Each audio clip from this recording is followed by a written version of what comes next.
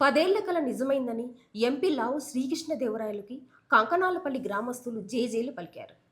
మా పొలాలకు వెళ్లే దారి లేక ఎన్నో ఏళ్లుగా ఇబ్బందులు పడుతున్నాం. మా సమస్య విన్న వెంటనే ఎంపీ శ్రీకృష్ణదేవరాయలు స్వయంగా క్రేన్లు పంపి రోడ్ల ఏర్పాటుకు సహకరించడం నిజంగా అభినందనీయం.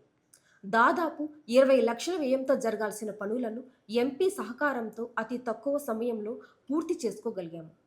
రైతుల పట్ల ఆయనకున్న నిబద్ధతకు కంకనాలపల్లి గ్రామస్తుల తరపున ప్రత్యేక ధన్యవాదాలు తెలిపారు.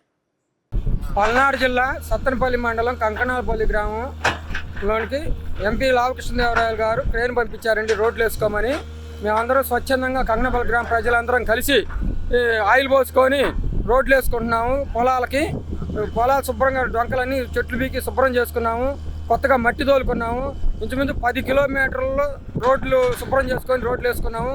కొన్ని రోడ్లకి మట్టి తోలుకున్నాము.